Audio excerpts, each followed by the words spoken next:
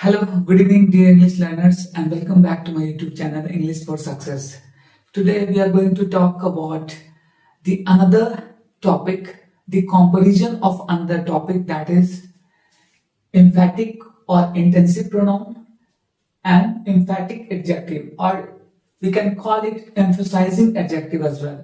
तो आज के सेशन में हम लोग डिफ्रेंशिएट करने जा रहे हैं प्रोनाउन और एडजेक्टिव के दो अदर टॉपिक, से एक और टॉपिक के बारे में जो कि है एम्फैटिक और इंटेंसिव प्रोनाउन, एम्फैटिक और एम्फसाइजिंग एडजेक्टिव। तो आज इन दो टॉपिक को हम लोग कंपेयर करेंगे और साथ ही साथ देखेंगे कि दोनों में डिफरेंसेस क्या है और सिमिलैरिटीज क्या है। ओके, तो ये दोनों ही ग्रामर वर्ल्ड में और ग्रामेटिकल कॉन्सेप्ट के आधार पर देखा जाए तो ये बहुत ही इंपॉर्टेंट है। और मैंने इसके पहले प्रीवियसली मैंने दूसरे सेशंस में मैंने इसके अलग अलग टाइप्स को एक्सप्लेन किया है। आप चाहें तो वीडियो के ग्रुप में अवेलेबल है, वहां पे बहुत और भी सेशंस जिसको कि आप इजीली एक्सेस कर सकते हैं without paying any single penny. So जो लर्नर्स, जो स्टूडेंट्स मेरे साथ नहीं जुड़ रहे हैं वो मेरे वीडियोस को फ्री ऑफ कॉस्ट एक्सेस कर सकते हैं। ओके, आप मेरे प्रीवियसली सेशंस को देखें ताकि आपको आज का सेशन अच्छे से क्लैरिफाई हो सके, ताकि आपका कॉन्सेप्ट जो है और अच्छे से क्लियर हो सके। ओके, तो आज का सेशन स्टार्ट करते हैं सेशन। Let's get started. एम्फैटिक और इंटेंसिव प्रोनाउन। तो आप देख सकते हैं कि एम्फैटिक और इंटेंसिव प्रोनाउन, मैं फिर से इसको एक्सप्लेन कर दूं कि मैंने दोनों का कंपैरिजन किया है। एम्फैटिक एडजेक्टिव या जिसे एम्फसाइजिंग एडजेक्टिव कहते हैं, और इसका कंपैरिजन मैंने किया एम्फैटिक और इंटेंसिव प्रोनाउन। हालांकि दोनों लगभग सेम ही है। मैंने इसका डेफिनेशन के आधार पे, फंक्शन के आधार पे, प्लेसमेंट के आधार पे और एग्जाम्पल के आधार पे इसे क्या है, दोनों को डिफरेंशिएट किया है। ओके, और हम लोग इसके कुछ एग्जाम्पल्स भी देखेंगे जो कि मैंने यहाँ ब्लू मार्कर से लिख रखा है। ओके, नाउ पहले देखते हैं डेफिनेशन के आधार पे। डेफिनेशन के आधार पे दोनों में क्या क्या डिफरेंसेस हैं वो देखते हैं। Used to add emphasise to a noun or pronoun or stress a specific person और थिंग। ठीक है, ये काम क्या है, किस तरीके से काम करते हैं, ये किसी नाउन और प्रोनाउन को क्या करते हैं, इंटेंसिफाई करते हैं या एम्फसाइज करते हैं। Used to add emphasise to a noun or pronoun or stress a specific person और थिंग, या किसी स्पेसिफिक पर्टिकुलर पर्सन और थिंग को एम्फसाइज करते हैं, यानी कि उस पर जोर डालते हैं। राइट, एम्फसाइज करते हैं। Okay, I hope it is clear. वही दूसरी तरफ एम्फैटिक एडजेक्टिव या जिसको एम्फसाइजिंग एडजेक्टिव भी कहते हैं, ध्यान रखेंगे आप। इसका डेफिनेशन क्या है, own and very are used before noun to emphasise. क्योंकि एडजेक्टिव का काम क्या होता है, नाउन या प्रोनाउन को मॉडिफाई करना, एम्फसाइज करना, ओके, डिस्क्राइब करना और some time to add extra information that particular noun or pronoun. Okay, तो वही सेम चीज यहां भी एक्सप्लेन किया जा रहा है। यहां पे हम लोग एम्फैटिक एडजेक्टिव के रूप में दो वर्ड को लिया है मैंने, ओन एंड वेरी को। Okay, own and very are used before noun to emphasise. ठीक है, ये नाउन के पहले उसको एम्फसाइज करते हैं, यानी कि उस पर जोर डालते हैं, स्ट्रेस करते हैं। राइट, उसको दूसरे से एक्यूरेट, डिफरेंट बताते हैं। राइट, तो वो सारी चीजें यहाँ पे हैं, यानी कि किसमें, एम्फैटिक एडजेक्टिव में। तो दोनों का डेफिनेशन मैंने क्लियर कर दिया। I hope it is clear. Function क्या है, फंक्शन देखते हैं। एम्फसाइज और स्ट्रेस नाउन और प्रोनाउन और highlight the doer. Of course ये किसी नाउन और प्रोनाउन को एम्फसाइज करते हैं, उस पर स्ट्रेस डालते हैं और हाईलाइट करते हैं किसको, डूअर को। डूअर को हम लोग एज ए यहाँ पे सब्जेक्ट भी मेंशन कर सकते हैं। राइट, डूअर को हम लोग एज अ सब्जेक्ट भी मेंशन कर सकते हैं, ध्यान रखिएगा, यानी जो किसी एक्शन को परफॉर्म करे। Right, so that's why doer. अब इसके फंक्शन को देख लेते हैं, एम्फसाइज और इंटेंसिफाई। ठीक है, एम्फसाइज और इंटेंसिफाई, तो दोनों का मतलब सेम ही हुआ। यहाँ पे जो इंटेंसिव प्रोनाउन है और एम्फैटिक एडजेक्टिव है, दोनों का काम क्या है, एक तो नाउन और प्रोनाउन को इंटेंसिफाई करेगा, और यहाँ ये just noun or pronoun, noun के पहले आकर उसको एम्फसाइज और इंटेंसिफाई करेगा, यानी कि उस पर जोर डालेगा, ये ठीक है, उसको एक्यूरेट बताएगा। Okay, we will clear it with some of the examples are here. Okay, next अब क्या है, प्लेसमेंट। प्लेसमेंट के इसका स्थान क्या होता है, प्लेसमेंट के आधार पर इसको देखते हैं। It is usually appears after noun or pronoun. They refer to or sometime at the end of the sentence or clause. Sentence भी कह सकते हैं और clause भी कह सकते हैं। Sentence के अंत में या clause के अंत में भी आते हैं। अच्छा, इसका place क्या होता है? इस सामान्यतः इसका यूज किया जाता है नाउन और प्रोनाउन के बाद, यानी कि नाउन और प्रोनाउन के बाद ही इसका यूज किया जाता है, और कभी कभी सेंटेंस या क्लाउज के लास्ट में, and eight the end of the sentence और क्लाउज। ओके, ये इसका प्लेसमेंट है। अगर एडजेक्टिव की बात करें, एम्फैटिक एडजेक्टिव की या एम्फसाइजिंग एडजेक्टिव की, ये हमेशा नाउन के पहले आता है। अभी तक मैंने प्रीवियस 5 सेशन में जो भी एडजेक्टिव, जिन भी टाइप्स के एडजेक्टिव को एक्सप्लेन किया है, उसमें आपने गौर किया होगा कि सारे जो एडजेक्टिव है स्पेसिफिकली से वो नाउन के पहले आते हैं और उनको क्या करते हैं, उनके बारे में डिस्क्राइब करते हैं या उनको मॉडिफाई करते हैं। सो सेम प्रोसेस यहां भी फॉलो किया जा रहा है एम्फैटिक एडजेक्टिव के रूप में। ठीक है, ये नाउन के पहले आएंगे और उसको एम्फसाइज करेंगे या उसको इंटेंसिफाई करेंगे। ठीक है, अब एग्जाम्पल देखते हैं।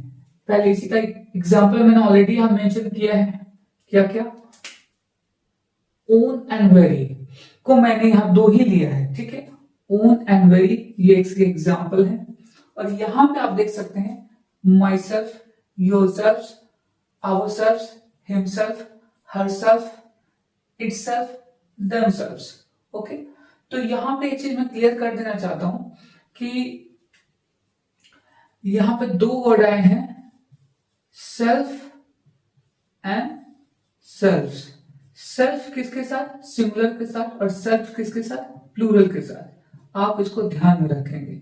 सेल्फ का यूज सिंगुलर प्रोनाउन के साथ यानी नाउन के साथ, और सेल्फ का यूज क्या है, प्लूरल प्रोनाउन के साथ किया जाता है। ठीक है, जो कि आप देख सकते हैं माई सेल्फ, आई से बना माई सेल्फ सिंगुलर है, योर सेल्फ ये सिंगुलर और प्लूरल दोनों ही कंसीडर किए जाते हैं, यानी कि ये प्लूरल ही कंसीडर किया जाता है यू की, जहां तक हम लोग बात करें तो। ठीक है, तो इसके साथ सेल्फ का आवर, बी से बना आवर, आवर सेल्फ, ही से बना हिमसेल्फ, ये सिंगुलर को डिनोट करता है, सी से बना हरसेल्फ, ये सिंगुलर को डिनोट करता है, इट से बना इटसेल्फ, ये सिंगुलर को डिनोट करता है, देम से बना देमसेल्फ, ये प्लूरल को डिनोट करता है। Okay, I hope it is clear. ये सारे मैंने यहाँ पे एक्सप्लेन किया, यानी कि फिर से मैं एक बार एक्सप्लेन कर दूं। सेल्फ का मतलब सिंगुलर और सेल्फ का मतलब प्लूरल। ठीक है, आगे देखते हैं।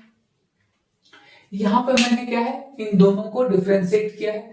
दोनों में सिमिलैरिटी क्या है, दोनों में सिमिलैरिटी ये है कि वो प्रोनाउन में क्या है, वो नॉन और प्रोनाउन को इंटेंसिफाई करता है, राइट, एम्फसाइज करता है, और एडजेक्टिव में इसका भी काम एम्फसाइज और इंटेंसिफाई करना है, जबकि इसका प्लेस क्या है, नाउन से पहले आकर वो उसको इंटेंसिफाई और एम्फसाइज करता है। वही प्रोनाउन क्या है, ये सब्जेक्ट के बाद आकर उसको क्या है, इंटेंसिफाई और इसके बारे में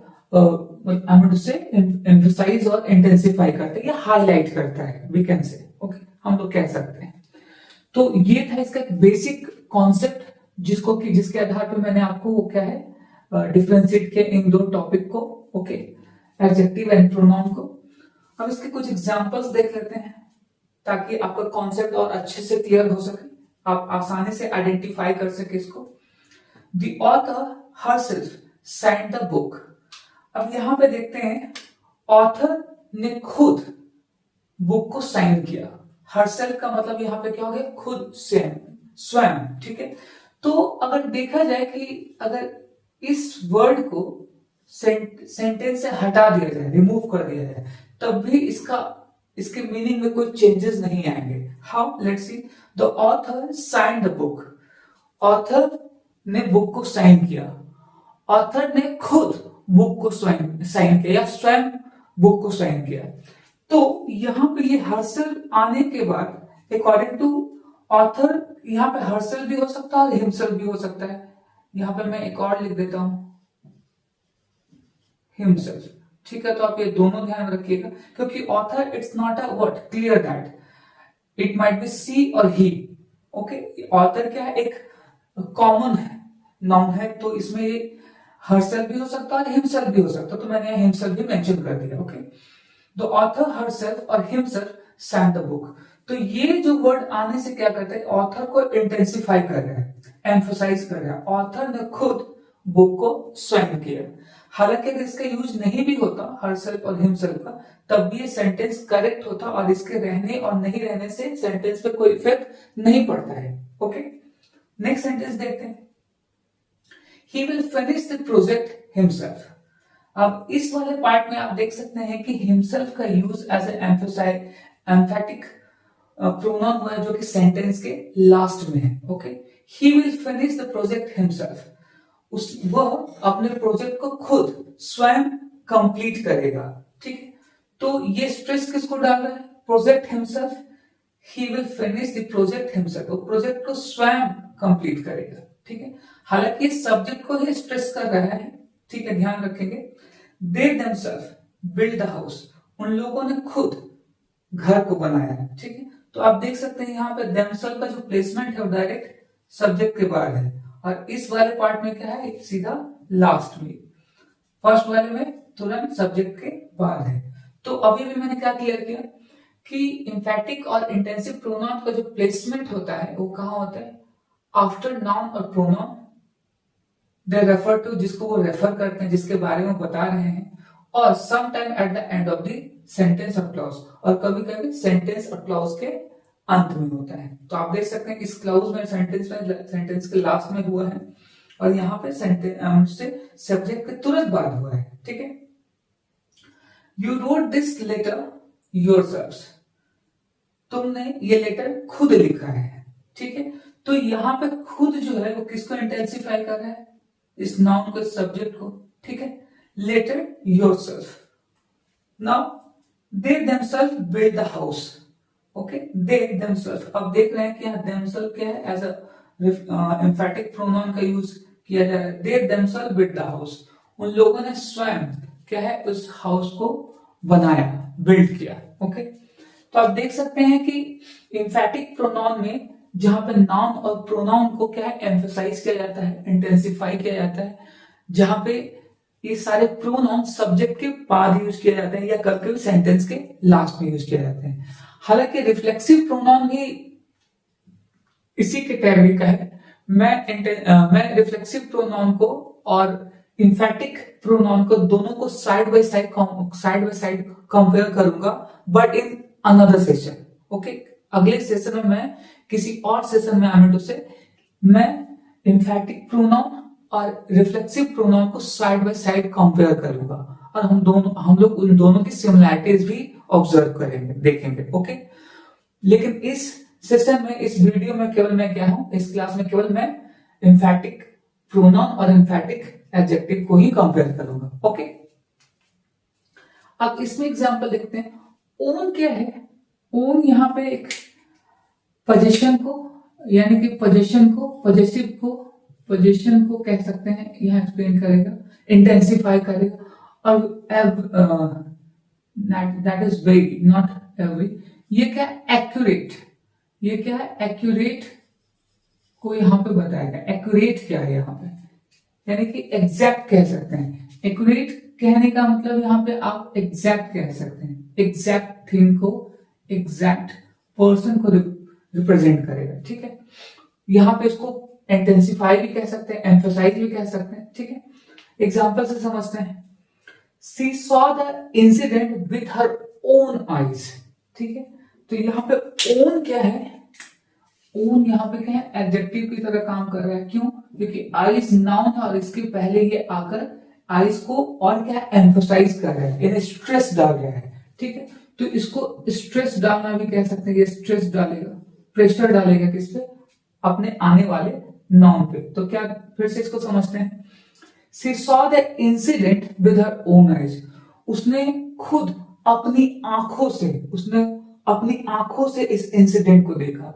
यानी कि अपनी आंखों से कहने का मतलब वो अपनी आंखों पे जोर डाल रहा है, यानी कहने का मतलब वो उसका जीता जागता क्या है, एक क्या कह सकते हैं, एक सबूत है हम दूसरे की, एक गवाह है जिसने कि इस इंसिडेंट को, एक्सीडेंट को देखा है, इंसिडेंट को देखा है हम दूसरे। तो ये क्या है, ओन कहने का मतलब स्वयं, खुद की आंखों से, ठीक है। माइंड योर ओन बिजनेस, अक्सर भी हम लोग कहते हैं अच्छा saying that mind your own business, अपने काम से काम रखो, okay. Mind your own business कहने का मतलब, बिजनेस यहाँ पे नाउन है और ये इसके पहले आकर इसको क्या कर रहा है, इंटेंसिफाई कर रहा है, एम्फसाइज कर रहा है, स्ट्रेस डाल रहा है, ठीक है। तो ये यहाँ पे क्या है, माइंड योर ओन बिजनेस, तो ये एडजेक्टिव और ये क्या है, एज अ नाउन यहाँ पे यूज हुआ है, अब ध्यान रखेंगे एज अ नाउन यूज हुआ है, ठीक है। तो ओन यहाँ पे क्या है, बिजनेस को, उस नाउन को इंटेंसिफाई कर रहा है, स्ट्रेस डाल रहा है, ठीक है। जबकि अच्छा आगे देखते हैं, it was the very same boy who stolen my wallet, very same, अब वेरी सेम बॉय, इस यहाँ पे बॉय नाउन है, सेम यहाँ पे क्या है, एडजेक्टिव है, वेरी भी यहाँ पे क्या है, एडजेक्टिव है। Very same boy means what, ये वही लड़का है ना, एकदम बिल्कुल एग्जैक्ट, है ना, एग्जैक्ट और एक्यूरेट, यहाँ पे एग्जैक्ट या एक्यूरेट को एक्सप्लेन कर रहा है। वेरी सेम बॉय यानी वही लड़का है जिसने मेरे वॉलेट को कल चुराया, ठीक है। तो यहाँ पे क्या है, एग्जैक्ट और एक्यूरेट के मीनिंग को एक्सप्लेन कर रहा है कौन, very. He killed that person before her very eyes, यानी कि उसने उस इंसान को मार डाला ठीक उसके आंखों के सामने। वेरी आईज कहने का मतलब ठीक उसके आंखों के सामने, यानी वेरी कहने का मतलब यहाँ पे क्या है, वेरी क्या स्ट्रेस डाल रहा है किस पे, आईज के, ठीक उसके आंखों के सामने, ठीक है। तो हम लोग कहते हैं ना, ये घटना जो हुई, ये मर्डर जो हुआ ठीक उसके आंखों के सामने हुआ, ओके। तो आप इसको ध्यान रखेंगे कि वेरी यहाँ पे क्या है, एक्यूरेट और एग्जैक्ट थिंग को और पर्सन को, या थिंग या पर्सन को क्या है, स्ट्रेस कर रहा है, इंटेंसिफाई कर रहा है एज अ एम्फसाइजिंग एडजेक्टिव के रूप में, okay. Next sentence, that's the very book, अब यहाँ पे इसको और अच्छे से क्लियर कर सकते हैं, बुक यहाँ पे क्या नाउन है और वेरी यहाँ पे क्या है, एडजेक्टिव है, जो कि इसको इंटेंसिफाई कर रहा है, एक्यूरेट, एक्यूरेसी को बता रहा है, यानी कि एग्जैक्ट थिंग को बता रहा है। दैट्स द वेरी बुक, ये वही किताब है, यह वही किताब है, आई वॉज लुकिंग फॉर, जिसे मैं ढूंढ रहा था।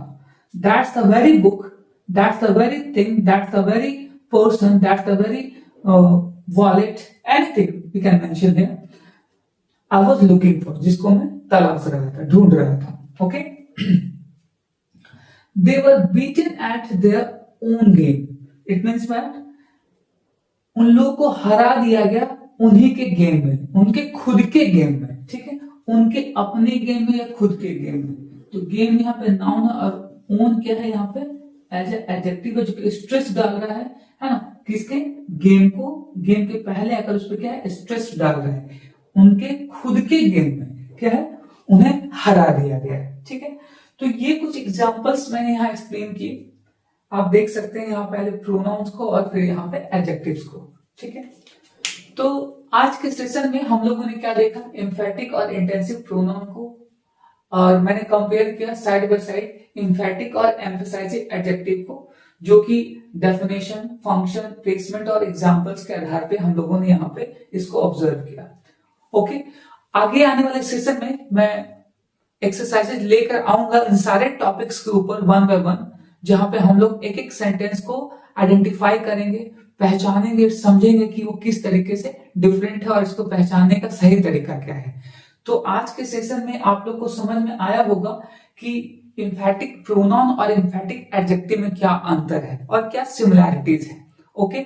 सो जो भी लर्नर्स मेरे साथ नए जुड़ रहे हैं, स्टूडेंट्स मेरे साथ जुड़ रहे हैं, that's my request, please motivate me and my work specially, okay. आपके मोटिवेशन ही क्या है, आपका वीडियो को लाइक करना ही हमारा क्या है, सेशन को लाइक करना ही, उसको पसंद करना ही हमारा मोटिवेशन है, ओके। तो आप मेरे वीडियोस को लाइक करें, सब्सक्राइब करें और जितना हो सके शेयर कर सके उन सारे लर्नर्स के साथ जो कि अपने इंग्लिश को बेसिक से एडवांस तक ले जाना चाहते हैं, और जो कि इंग्लिश और ग्रामर के पॉइंट ऑफ व्यू से अपने समझ को और अपने अंडरस्टैंडिंग को और डेवलप करना चाहते हैं, ग्रो करना चाहते हैं, इनहेंस करना चाहते हैं, उन सारे लर्नर्स के लिए ये वीडियोस क्या है, मेरा सेशन बहुत ही ज्यादा फ्रूटफुल साबित होगा। ओके, तो आज के इस सेशन के साथ मैं अपने सेशन को समाप्त करता हूं। अब हम लोग मिलेंगे अगले सेशन में एक और टॉपिक के साथ, एक और कंपैरिजन के साथ। तब तक के लिए नमस्कार।